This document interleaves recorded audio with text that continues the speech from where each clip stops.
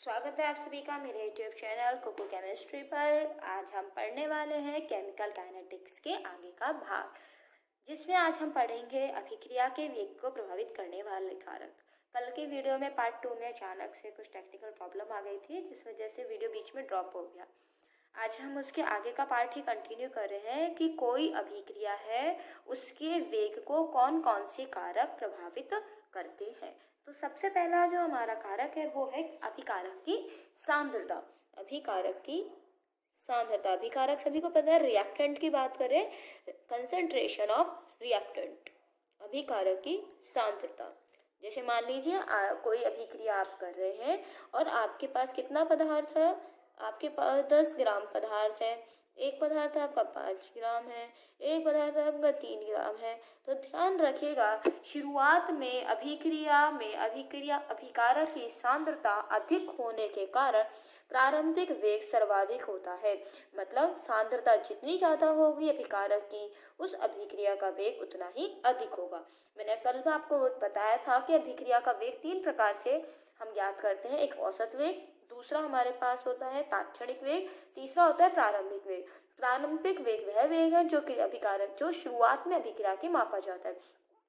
तो अगर मैं सीधी सीधी अगर लाइन कहूँ यहाँ से, तो सांद्रता डायरेक्टली प्रोपोर्शनल होती है अभिक्रिया के वेग के। जितनी ज़्यादा अभिकारक की सांद्रता होगी, अभिक्रिया का वेग भी उतना ही ज़्यादा होगा। अगर ग्राफ ध्यान है तो आप देखिए, यहाँ इस स्थिति में सांद्रता क्या होती है, सर्वाधिक होती है। देखिए टाइम कितना है अपना यहाँ से 1 सेकेंड, मतलब शुरुआत में टाइम क्या रहता है, कम रहता है। जैसे जैसे टाइम आगे बढ़ता है, 2, 3, 4, 5, 6, आप देखिए कंटिन्यूअस क्या होता है, सांद्रता में कमी आती। सांद्रता में जैसे जैसे यहाँ से कमी अभिक्रिया में जैसे जैसे समय बढ़ता है, सांद्रता में क्या आती है, कमी आती है। उसी प्रकार जैसे सांद्रता यहाँ से घटती जाएगी, वेग भी क्या हो जाएगा, घटता जाएगा। सांद्रता अधिक होगी, वेग अधिक होगा। और सांद्रता कब होती है सर्वाधिक, प्रारंभिक समय में, मतलब शुरुआत में। तो हम ऐसे कह सकते हैं कि प्रारंभिक वेग सर्वाधिक होता है। प्रारंभिक वेग सर्वाधिक होता है। क्यों होता है, सर्वाधिक होता है क्योंकि प्रारंभिक वेग सर्वाधिक होता है क्योंकि प्रारंभ में अभिकारक की सांद्रता अधिक होती है। जितनी ज्यादा कंसंट्रेशन होगी उतनी ज्यादा स्पीड से रिएक्शन होगी। अगर क्रियाकारक 10 ग्राम से कितना रह जाता है, 5 ग्राम, तो अभिक्रिया का वेग भी क्या होगा, घट जाएगा। 5 ग्राम से क्या रह जाता है, अगर 3 ग्राम रह जाता तो अभिक्रिया का वेग और घट जाएगा। लेकिन अपवाद स्वरूप कुछ अभिक्रियाएं ऐसी होती हैं जिनका वेग पूरी रिएक्शन के दौरान बदलता नहीं है, उनकी बात हम थोड़ी देर बात करेंगे। वो शून्य कोटि की अभिक्रिया होती है। अब दूसरा हमारे पास जो है वो प्रभाव है अपना ताप का।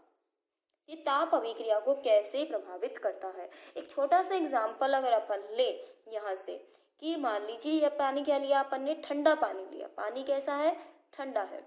इसके अंदर हमें क्या घोलनी है, चीनी घोलनी है। इसके अंदर हमें क्या घोलनी है, चीनी घोलनी है।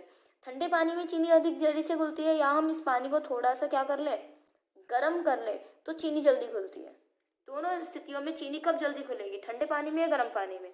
ऑब्वियस सी बात है, चीनी किस में घुलेगी, गर्म पानी में जल्दी घुलेगी। इसका मतलब यहाँ टेम्परेचर अगर मैं मान लीजिए यहाँ पर कितना मान लूँ, 20 डिग्री सेंटीग्रेड टेम्परेचर मान लूँ, और यहाँ पर टेम्परेचर कितना मान लो, 25 डिग्री, तो यहाँ पर अभिक्रिया जल्दी होगी। मतलब चीनी घुलने की जो गति होगी वो गर्म पानी में क्या होगी, अधिक।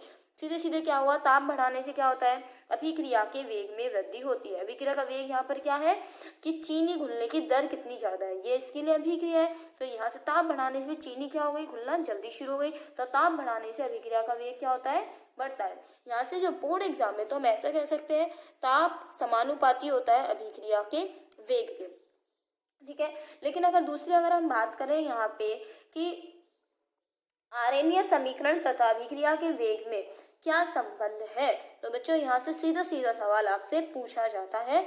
तो वो समीकरण का संबंध होता है k बराबर a e raise to power minus e upon R T. ये डिटेल से आपके पेपर बाद में इस चैप्टर में आएगा, लेकिन यही मैं आपको बता रही हूँ कि अभिक्रिया के वेग में और ताप में क्या संबंध होता है, या वेग स्थिरांक और ताप में संबंध बताइए। वेग स्थिरांक व ताप में संबंध बताइए, आर्यनीय समीकरण का क्या संबंध है, तो वो ये हो जाएगा अपना सीधा सीधा क्वेश्चन जो एग्जाम में बनता है। एक दूसरी चीज यहाँ से कि ताप गुणांक, ताप के साथ ही आती है एक परिभाषा ताप गुणांक। ताप गुणांक क्या होता है कि 10 डिग्री सेंटीग्रेड ताप बढ़ाने पर 10 डिग्री सेंटीग्रेड ताप बढ़ाने पर अभिक्रिया का वेग 2 से 3 गुना बढ़ जाता है, इससे 3 गुना बढ़ जाता है। सीधे ताप गुणांक की परिभाषा जो इसी के अंदर आती है। इसको मैथमेटिकली कैसे रिप्रेजेंट करेंगे, ताप गुणांक बराबर के का मतलब है वेग स्थिरांक या वेग नियतांक, कल भी हमने पढ़ा था इसके बारे में जब समानुपाती का चिन्ह हटाया था। तो के टी प्लस 10 अपॉन के टी। अब यहाँ से के टी का मतलब क्या है, यहाँ से के टी का मतलब है टी डिग्री सेंटीग्रेड पर, टी डिग्री सेंटीग्रेड पर वेग स्थिरांक, और t प्लस 10 का मतलब क्या है यहाँ पर, के टी प्लस 10 का मतलब है t प्लस 10 डिग्री सेंटीग्रेड पर वेग स्थिरांक, वेग स्थिरांक। इसका मतलब क्या हुआ, अगर यहाँ पर मैं आपसे कहती हूँ कि 25 डिग्री सेंटीग्रेड पर वेग स्थिरांक और 25 में 10 जोड़े तो कितना आ गया 35 डिग्री पर, तो 25 डिग्री पर कितना आया अपना अभिक्रिया का वेग स्थिरांक, और 25 प्लस 10 35 डिग्री पर वेग स्थिरांक क्या आया। के का मतलब क्या है कि हम सामान्यतः स्थिरांक लेते हैं, चूंकि अभिक्रिया के वेग की बात हो रही है इसीलिए के क्या है यहाँ पर वेग स्थिरांक। तो 10 डिग्री सेंटीग्रेड ताप बढ़ाने पर अभिक्रिया वेग क्या होता है 2 से 3 गुना बढ़ जाता है। तो ये अपना क्या है ताप गुणांक, ऑलमोस्ट यहाँ से हम कह सकते हैं 2 से 3 गुना। तो यहाँ से सीधी परिभाषा आती है अपने पास ताप गुणांक की परिभाषा क्या है। अब तीसरा अपना जो कारक है वो है पृष्ठीय क्षेत्रफल। तीसरा कारक क्या है अपना, देखिए ये क्या होता है surface area of the reactant. जितना ज्यादा पृष्ठीय क्षेत्रफल होगा अभिक्रिया का वेग भी उतना ही अधिक होगा। तो हम ऐसा लिख सकते हैं पृष्ठीय क्षेत्रफल समानुपाती होता है अभिक्रिया के वेग के। इसको हम कैसे समझ करें, अब एक चीज हम चलो हम यहाँ से एग्जांपल लेते हैं। हमें पानी में चीनी घोलनी है, ठीक है। इस चैप्टर में अपने चीनी बहुत काम आएगी कि चीनी के द्वारा ही हम यहाँ पे बहुत आसानी से समझ लेंगे। लेकिन चीनी का एक रूप होता है मिश्री, ठीक है। चले हम अब मिश्री और चीनी दोनों में से पानी में जल्दी कौन घुलेगा, या चीनी से भी ज्यादा। चलो एक चीज और ले लेते हैं, हम पूरे के एग्जांपल लेते हैं। ये चीजें केवल समझाने के लिए होती है बीच में कि आप इसे कॉपी में नोट ना करें। ये जो चीजें आप नोट कर सकते हो कॉपी में, लेकिन इन तीनों में से अगर मैं आपसे बात करूँ सबसे ज्यादा जल्दी पानी में कौन घुलेगा, आप कहेंगे कि बूरा घुल जाएगा, हम कहते हैं पिसी हुई चीनी सर्वाधिक घुलेगी। लेकिन आपके दिमाग में चीज आ रही होगी मिश्री का टुकड़ा क्या होता है बड़ा होता है, चीनी का टुकड़ा क्या होता है छोटा होता है, और बूरे का माने तो कण स्वरूप मान लें। इन सब चीजों में मैं आपसे कह रही हूँ कि भाई आप सभी जानते हो प्रैक्टिकल रूप से जो बूरा है या फिर चीनी का जो पाउडर है वो जल्दी घुलेगा, फिर चीनी घुलेगी, सबसे लास्ट में मिश्री। लेकिन आपसे पूछा जाए कि पृष्ठीय क्षेत्रफल सर्वाधिक किसका है, तो आपका उत्तर क्या आएगा कि मिश्री का सर्वाधिक क्षेत्रफल है पृष्ठीय क्षेत्रफल। अगर हम पहली बार देखें तो मिश्री का पृष्ठीय क्षेत्रफल क्या आएगा सर्वाधिक हमारे पास है। ऊपर क्या कह रहा है पृष्ठीय क्षेत्रफल जितना ज्यादा वेग उतना ही अभिक्रिया का ज्यादा। तो इस हिसाब से तो ये चीज गलत हो गई हमारी कि पृष्ठीय क्षेत्रफल तो मिश्री का ज्यादा है और बूरे का पृष्ठीय क्षेत्रफल कम है या चीनी का पृष्ठीय क्षेत्रफल कम है। लेकिन घुल कौन रहा है पहले, ये वाली चीज ज्यादा घुल रही है, जो ज्यादा छोटी है वो पहले घुल रही है, बड़ी वाली चीज कम घुल रही है। और यह कह रहे हैं कि पृष्ठीय क्षेत्रफल जितना ज्यादा है वेग उतना अधिक है। तो हम इन दोनों चीजों को कैसे कोरिलेट करें कि ये भी सही हो जाए और ये भी सही हो जाए अपना। तो देखिए यहाँ से बच्चों पृष्ठीय क्षेत्रफल मिश्री का ज्यादा नहीं होता, जो पृष्ठीय क्षेत्रफल जितनी छोटी चीज होगी उसका ज्यादा होगा। कैसे सॉल्व करें, चलो आपको सॉल्व करना बताते हैं। मिश्री का टुकड़ा हमने लिया, मिश्री के टुकड़े को 2 भागों में काटिए। 2 भागों में जैसे ही आप काटेंगे इस तरह से 2 सतह मुक्त होंगी। तो अब आप देखिए बीच की जो सतह थी जब तक वो पूरा बना हुआ था बीच की सतह मुक्त नहीं थी। अब एक कितनी सतह मुक्त हो गई 2 सतह मुक्त हो गई। चलिए इसको और काट लीजिए, तो इसकी कितनी सतह मुक्त हो गई 4 सतह मुक्त हो गई, 1 2 3 4। अब आप खुद देखिए इनका पृष्ठीय क्षेत्रफल बढ़ता जा रहा है या नहीं बढ़ता जा रहा। अब अगर काउंट किया जाएगा तो उनके अंदर का जो एरिया है वो भी काउंट किया जाएगा। अगर इसी प्रकार से हम इसको और छोटे छोटे टुकड़ों में काटते जाएं तो इसका पृष्ठीय क्षेत्रफल लगातार क्या होने लगेगा बढ़ने लगेगा। तो जितनी छोटी चीज होगी उसका पृष्ठीय क्षेत्रफल उतना ही क्या होगा ज्यादा होगा, कि बड़ी चीज के अंदर की जो सतह होती है उन्हें हम उसके पृष्ठीय क्षेत्र में नहीं गिनते हैं। जबकि हम यहाँ पर इसको अगर तोड़ते जाएं तो उसके अंदर और सतह मुक्त हो जाएंगी। अभी यहाँ से कितनी सतह थी 1 2 3 4, ठीक है, अभी हमको कितनी दिख रही है, 4, हमने इसको तोड़ दिया तो ये 2 सतह, एक ये 1 2 3, ये 4 5 6, ये वाली तो थी, चलो हमने ये वाली सतह तो मान ली, चलो ये तो सेम थी, लेकिन ये तो एक्स्ट्रा मिल गई, 4 थी, 5वीं और 6ठी सतह एक्स्ट्रा हो गई, जैसे हमने और तोड़ा इसको, भाई ये था, ये एक्स्ट्रा मिल गई, अब इसे और तोड़ा तो यहाँ से जो सतह एक्स्ट्रा हमारे पास आई वो कौन सी आ गई, 4 सतह और नई मिल गई हमको। तो आप लगातार देख रहे हैं कि क्षेत्रफल क्या होता जा रहा है, बढ़ता जा रहा है। तो किसी चीज में यहाँ पर अब आप समझोगे कि मिश्री का क्षेत्रफल क्या है, कम है। इस मिश्री के एक बड़े से दाने में चीनी के कितने छोटे छोटे कण आ सकते हैं, 1 2 3 5 6, इतने सारे कण चीनी के आ सकते हैं, और ये सारी सतह क्या होंगी, गिनी जाएंगी, जो इसके अभिक्रिया के वेग को बढ़ाएगी। तो यहाँ से प्रश्न क्या बनता है, प्रश्न ऐसे थोड़ी बनेगा कि मिश्री का ज्यादा है कि चीनी का ज्यादा है, प्रश्न आपका क्या बनेगा, वो प्रश्न हम यहाँ से लिख सकते हैं, ये प्रश्न आप अलग से नोट भी कर सकते हैं। देखिए यहाँ से जो प्रश्न बनता है वो बनता है, जिंक को चूर्णित अवस्था में लेने पर अभिक्रिया का वेग बढ़ जाता है, क्यों। तो आंसर क्या होगा बच्चों, क्योंकि चूर्णित अवस्था में पृष्ठीय क्षेत्रफल अधिक होता है।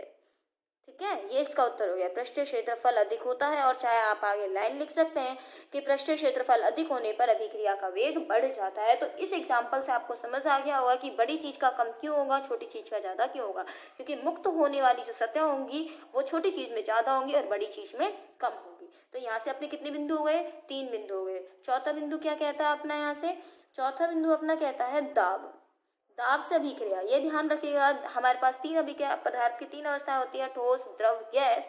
ठोस द्रव और ये गैस, जो दाब का जो फैक्टर है, दाब जो कारक है, प्रेशर जो है वो किस पे प्रभावित होता है, केवल गैसीय अभिक्रियाओं में प्रभावी होता है, कि गैसीय अभिक्रियाओं में दाब बढ़ाने पर अभिक्रिया का वेग बढ़ने लगता है। जैसे हम यहाँ से कह दे, अमोनिया बनने की जो इक्वेशन है हमारे पास, अगर इस अभिक्रिया में क्या बढ़ा दिया जाए, प्रेशर बढ़ा दिया जाए, तो अभिक्रिया का वेग बढ़ने लगेगा। और 5वां मोस्ट इंपॉर्टेंट पॉइंट, उत्प्रेरक का प्रभाव। उत्प्रेरक क्या होते हैं, सबसे पहली चीज तो उत्प्रेरक होते क्या है। उत्प्रेरक आप जानते हैं, उत्प्रेरक वह रासायनिक पदार्थ या उत्प्रेरक वह पदार्थ होता है जो स्वयं अभिक्रिया में प्रयुक्त आए बिना किसी अभिक्रिया के वेग को परिवर्तित कर देता है। मैं फिर से कह रही हूँ, अभिक्रिया के वेग को परिवर्तित कर देता है, मतलब बढ़ा भी सकता है और घटा भी सकता है। ज्यादातर हम अभिक्रिया की किसकी बात करते हैं, बढ़ाने की बात करते हैं, अभिक्रिया के वेग में वृद्धि की बात करते हैं, क्योंकि नेचुरल जब कमी की बात करते हैं कि अभिक्रिया के वेग में कमी होती है, तो वो पदार्थ उत्प्रेरक ना कहला के हम क्या कह देते हैं, उनको मंदक कह देते हैं। तो यहाँ पर भी हम बात किसमें करेंगे, अभिक्रिया के वेग में वृद्धि करने की बात करेंगे। तो ये तो हुई उत्प्रेरक की परिभाषा, ये हमें यहाँ इसमें नहीं लिखनी है कि अभिक्रिया के वेग में वृद्धि कर दे कि वह पदार्थ प्रेरक कहलाता है। यहाँ पर ये उत्प्रेरक की परिभाषा, लेकिन उत्प्रेरक अभिक्रिया के वेग में वृद्धि करता कैसे है, उत्प्रेरक से अभिक्रिया के वेग में वृद्धि होगी कैसे। एक चीज और यहाँ पर उत्प्रेरक के बताने से पहले, ताप जो अपन ने पढ़ा था, ताप में मेरे एक चीज छूट गई है, यहाँ से मेरे ध्यान आया यहाँ से कि यहाँ पर हमने कहा था कि ताप बढ़ाने पर अभिक्रिया के वेग में वृद्धि होती है। कैसे होती है, क्योंकि ताप बढ़ाने पर क्या होता है, मैं यहीं से एक्सप्लेन कर रही हूँ आपको ये चीज़, कि जैसे हमने ताप बढ़ाया तो इसमें चीनी के कण हैं, जैसे ही आप किसी चीज़ को क्या देंगे, टेम्परेचर देंगे, टेम्परेचर देने पर, ऊष्मा देने पर, वो अभिक्रिया का वो जो अपने पास पदार्थ होगा वो क्या करेगा, ऊष्मा को ग्रहण करेगा, जिससे ऊष्मा ग्रहण करने पर जैसे उसको ऊष्मा मिलेगी, जब उसको ऊर्जा मिल गई, तो वो क्या ऊर्जा लेकर एक जगह बैठा रहेगा, नहीं, जैसे उसको ऊर्जा मिलेगी वो क्या करने लगेगा, गति करने लगेगा। क्या करने लगेगा ये बच्चों, गति करने लगेगा। और गति करने लगेगा इट मीन्स उसकी क्या बढ़ने लग जाएगी, गतिज ऊर्जा बढ़ जाएगी। अर्थात ताप बढ़ाने से अभिकारक अणुओं की गतिज ऊर्जा में वृद्धि होती है। फिर से कह रही हूँ, ये कोई अभिकारक अणु है, ये पात्र है, ये अभिकारक के अणु है, इनको हमने क्या दे दिया, तापमान दे दिया। तापमान देने से ये ऊर्जा ग्रहण करेंगे, ऊर्जा ग्रहण करने के बाद एक जगह कोई निश्चित रह नहीं सकता, ताप मिलते के साथ ही, ऊर्जा मिलते के साथ ही क्या करने लगते हैं, गति करने लगते हैं, अर्थात इनकी गतिज ऊर्जा में वृद्धि होती है। और गतिज ऊर्जा में वृद्धि होने से इनके वेग में वृद्धि होती है। तो ये 2-3 चीजें, गतिज ऊर्जा में वृद्धि होती है जिससे वेग में वृद्धि होती है, ताप गुणांक 10 डिग्री सेंटीग्रेड ताप बढ़ाने पर अभिक्रिया का वेग 2 से 3 गुना बढ़ जाता है। और इसके बाद यहाँ पर अपन ने पढ़ लिया था पृष्ठीय क्षेत्रफल, पृष्ठीय क्षेत्रफल बढ़ाने से भी वेग बढ़ता है। और अपना चौथा दाब था, ये केवल गैस अभिक्रिया में काम करता है। और 5वां क्या है अपना, उत्प्रेरक का प्रभाव। उसको अपन ढंग से समझ लेते हैं कि उत्प्रेरक का प्रभाव कैसे है। देखिए यहाँ से उत्प्रेरक का प्रभाव, उत्प्रेरक की परिभाषा बता दी कि जो स्वयं अभिक्रिया में काम आए बिना अभिक्रिया के वेग को परिवर्तित कर देते हैं या वेग में वृद्धि कर देते हैं, वो उत्प्रेरक कहलाते हैं। अब यहाँ से हमें एक ग्राफ बनाना है। यहाँ से हमने एक ग्राफ बनाया इस तरह से, ठीक है। ये जो ग्राफ बनाया है ऊष्मक्षेपीय अभिक्रिया के लिए बनाया है कि यहाँ से तो हमने लिख दिया स्थितिज ऊर्जा और यहाँ लिख दिया अभिक्रिया की प्रगति। ये ग्राफ ढंग से समझ लीजिएगा, थोड़ा सा पेपर में सीधा आ जाता है। उत्प्रेरक का प्रभाव समझाने के, उत्प्रेरक का किसी अभिक्रिया पे क्या प्रभाव पड़ता है, ग्राफ से ही समझाइए। यहाँ से हमने पहला जो ग्राफ बनाया, इसके अंदर ये जो चीज है ये है हमारे पास क्रिया कारक। ये क्या है, क्रिया कारक। दो क्रिया कारक है ए बी और सी डी। ए बी और सी डी, ए बी और सी डी इस तरह से अपने पास है। ये दोनों आपस में क्रिया करते हैं। क्रिया करने के बाद ए और बी के बीच का बंध क्या होता है, टूटता है। सी और डी के बीच का बंध भी क्या होता है, यहाँ से टूटता है। और बी और डी के बीच का बंध बनने लगता है, ठीक है। तो इसको हम क्या दिखाएंगे, यहाँ पर दिखाएंगे। देखो मैंने क्या कहा, ए और बी के बीच का बंध टूटने लगता है।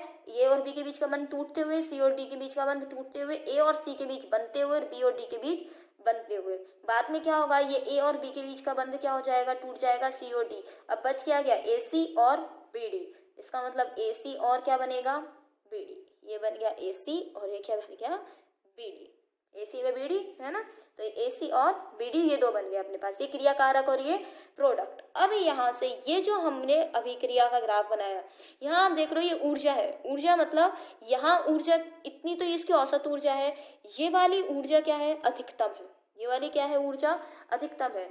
यहाँ जो स्थितिज ऊर्जा है, यहाँ से यहाँ तक का अगर अपन यहाँ से यहाँ तक का ग्राफ ले तो ये जो अंतर होता है ये कहलाता है सक्रियण ऊर्जा। क्या कहलाएगी बच्चों, ये सक्रियण ऊर्जा।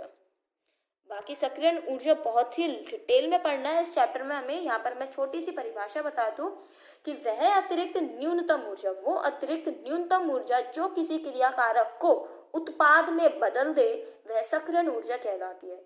या वो अतिरिक्त न्यूनतम ऊर्जा जो क्रिया कारक को इसमें चेंज कर दे, उत्पाद में चेंज कर दे, वो क्या कहलाएगी, सक्रियण ऊर्जा। ये E1 ये पूरा ग्राफ बनाया है जब उत्प्रेरक क्या होता है, अनुपस्थित हो। उत्प्रेरक क्या हो, अनुपस्थित, उत्प्रेरक की अनुपस्थिति में। जब हम इसके अंदर उत्प्रेरक मिला देते हैं, मान लीजिए ये जो अभिक्रिया के लिए जो अपने को ऊर्जा चाहिए, यहाँ से मैंने इस ऊर्जा का मान कितना मान लिया, 50 किलो जूल मान लिया। कितना मान लिया, 50। ये सिर्फ अपनी मर्जी से माना है, कितना मान लिया, 50। हमने जैसे ही उत्प्रेरक डाला तो उत्प्रेरक डालने से हुआ क्या, रिएक्टेंट भी वही था, प्रोडक्ट भी वही था। लेकिन यहाँ से आप देखें तो ऊर्जा का मान क्या हो गया बच्चों, यहाँ से घट गया ऊर्जा का मान। यहाँ पे तो ऊर्जा का मान ये है और यहाँ ऊर्जा का मान अगर मैं डॉटेड लाइन से कहूँ तो ऊर्जा का मान 50 से घटकर कितना रह गया, 40 30 कुछ रह गया, मतलब इससे तो कम हो गया। एक तरह से यहाँ पर जो ये आई ऊर्जा, इसको हमने नाम क्या दे दिया, ये हुई सक्रियण ऊर्जा E2 या मैंने कह दिया E2। ये क्या हुआ, उत्प्रेरक की उपस्थिति में। क्या हो गया, उत्प्रेरक की उपस्थिति में। उत्प्रेरक की उपस्थिति में क्या हुआ, सक्रियण ऊर्जा का मान कम हो गया। तो उत्प्रेरक क्या करते हैं कि अभिक्रिया में सक्रियण ऊर्जा को कम करके उसके अभिक्रिया को एक नया पथ उपलब्ध कराते हैं। सक्रियण ऊर्जा के मान को कम करके उसको एक नया पथ उपलब्ध कराते हैं जिससे अभिक्रिया के वेग में वृद्धि होती है। अब इसको आप इस तरह से मान लीजिए, जैसे यहाँ 50 लिख दिया हमने, चलो 50 नहीं, हाँ चलो यहाँ पे हमने कितना लिख दिया, 50। कोई एग्जाम होता है, किसी पेपर क्लास में क्या होता है, पेपर होता है और पेपर कितने का नंबर का हो रहा है, वो पेपर हो रहा है 60 नंबर का, ठीक है। अब यहाँ से आपसे कह दिया कि जो बच्चा 60 में से कितने नंबर ले आएगा, 50 नंबर ले आएगा, वो बच्चे क्या आ जाएंगे, पास हो जाएंगे, ठीक है। अब इसने क्या करा, यहाँ पर जो ये सक्रियण ऊर्जा थी वो इसके लिए कितनी रह गई, 50 किलो जूल प्रति मोल। लेकिन अगर मान लीजिए 50 नहीं रहकर ये आंकड़ा केवल कितना कर दिया जाए, 30, तो 60 में से 30 नंबर तो बहुत सारे बच्चों के आ जाएंगे, लेकिन 50 नंबर लाना थोड़ा सा क्या रह जाएगा, मुश्किल हो जाएगा। उत्प्रेरक यही काम करता है, इस सक्रियण ऊर्जा को क्या कर देता है, कम कर देता है। और कम ऊर्जा ज्यादा से ज्यादा अणु प्राप्त कर ले उस ऊर्जा को, तो यहाँ तक भी जो अणु ऊर्जा प्राप्त कर लेगा वो किस में चेंज हो जाता है, प्रोडक्ट में। तो सकरण ऊर्जा जितनी कम होगी उतना जल्दी क्या बनने लगेगा, प्रोडक्ट बनेगा, उतना ही तीव्र अभिक्रिया का वेग होगा। एक चीज याद रखिएगा कि यहाँ इस कंडीशन में EA1 is greater than EA2 है। सकरण ऊर्जा जितनी ज्यादा होगी, अगर मान लीजिए 50 नहीं हो कि मैं इसको इस तरह से दिखा देती कि ये सकरण ऊर्जा तो क्या है, बहुत ज्यादा है, ये सकरण ऊर्जा इतनी है और हमने उत्प्रेरक डाला तो ये इतना सा रह गया, तो इसका मतलब केवल इतना ही तो याद, इतना ही तो अपने को कवर करना है क्षेत्र। तो सकरण ऊर्जा का मान जितना कम होगा उतनी ही जल्दी क्या बनेगा, प्रोडक्ट बनेगा, उतना ही आसानी से प्रोडक्ट अपना बन जाएगा, अभिक्रिया का वेग उतना ही ज्यादा होगा। तो उत्प्रेरक ओवरऑल क्या करते हैं, अभिक्रिया के वेग में मैक्सिमम वृद्धि करते हैं और सकरण ऊर्जा को कम कर देते हैं। एक चीज और यहाँ से एक चीज और आ सकती है, हमने 11th क्लास में साम्य पढ़ा हुआ है कि उत्प्रेरक का साम्य पर क्या प्रभाव पड़ता है। उत्प्रेरक का साम्य पर क्या प्रभाव पड़ता है। तो बच्चों एक चीज याद रखिएगा, साम्य मतलब अभिक्रिया को बैलेंस इक्वेशन में ले आना, ना तो अभिक्रिया मतलब प्रोडक्ट उसमें आगे नहीं बनता। अभिक्रिया में अग्र और पश्च अभिक्रिया समान वेग से होती है। तो ध्यान रखिएगा उत्प्रेरक का साम्य पर क्या प्रभाव पड़ता है, केवल साम्य जल्दी स्थापित हो जाता है, साम्य जल्दी स्थापित हो जाता है। ठीक है, ये याद रख लीजिएगा, साम्य क्या होता है, जल्दी स्थापित हो जाता है। ये भी क्वेश्चन एक छोटा सा बन सकता है, उत्प्रेरक का साम्य पर क्या प्रभाव पड़ता है, साम्य जल्दी स्थापित हो जाता है। तो यहाँ से हमने 5 पॉइंट पढ़ लिए, बट 5 पॉइंट फटाफट से हम रिवाइज कर ले। पहला क्या था हमारा, सांद्रता, जितनी ज्यादा सांद्रता होगी वेग उतना ही ज्यादा होगा। तापमान, अभिक्रिया में तापमान बढ़ाने पर गतिज ऊर्जा में वृद्धि होती है, जिससे अभिक्रिया के वेग में वृद्धि होती है। तीसरा पृष्ठीय क्षेत्रफल, जितना अधिक पृष्ठीय क्षेत्रफल होगा उतनी ही जल्दी, उतना ही ज्यादा अभिक्रिया का वेग होगा। चूर्णित अवस्था में पृष्ठीय क्षेत्रफल अधिक होता है। चौथा अपना दाब था, ये गैसीय अभिक्रियाओं पर लगता है, गैसीय अभिक्रिया में ही दाब का प्रभाव प्रदर्शित होता है, दाब अधिक होने पर अभिक्रिया का वेग बढ़ता है। उत्प्रेरक अभिक्रिया के लिए एक नया पथ उपलब्ध कराते हैं तथा सकरण ऊर्जा के मान को कम कर अभिक्रिया के वेग में वृद्धि करते हैं। तो ये अपने 5 पॉइंट हो गए हैं अभिक्रिया के वेग को प्रभावित करने वाले कारक में। जो क्वेश्चन बन सकते थे इसमें मैंने वो क्वेश्चन आपको बीच में बता दिया। 3 क्वेश्चन इसके अंदर इंपॉर्टेंट बनते हैं, जिंक को चूर्णित अवस्था में लेने पर अभिक्रिया का वेग बढ़ जाता है, क्यों। दूसरा प्रश्न क्या बनता है आपका, ऊष्माक्षेपी अभिक्रिया। ये याद रखिएगा, यहाँ पर जो अभिक्रिया है ये कैसी है, ऊष्माक्षेपी है, क्योंकि यहाँ पर अभी ऊष्माक्षेपी में हमेशा प्रोडक्ट की ऊर्जा क्या रहती है, कम, रिएक्टेंट की क्या रहती है, ज्यादा। तो ऊष्माक्षेपी अभिक्रिया के लिए उत्प्रेरक की उपस्थिति में अभिक्रिया का ग्राफ बनाइए। तो उत्प्रेरक की उपस्थिति में अभिक्रिया के वेग पर क्या प्रभाव पड़ता है उसका ग्राफ बनाइए। सीधे प्रश्न यही बनता है अपना। आप जब ग्राफ बनाए तो इस लाइन को नहीं खींचिएगा, केवल ये बनेगा, एक ये 2 ग्राफ, ये रिएक्टेंट, ये प्रोडक्ट, और ये जो बना है अपना सक्रिय संकुल है जो इसके बीच की अवस्था है, ये बना सकते हैं आप बीच में। ठीक है, चलिए अब आगे की बात करते हैं। और जो गोविंदगढ़ के बच्चे हैं उनको प्रॉपरली नोट्स प्रोवाइड हो जाएंगे, मिल जाएंगे उनको, तो इसलिए टेंशन नहीं कीजिएगा कि किस तरह से इनको लिखने की प्रॉब्लम आएगी। बच्चों आगे जो अपना टॉपिक है, जो अपना सीधे प्रश्न बनता है उसी की बात करेंगे। अभिक्रिया वेग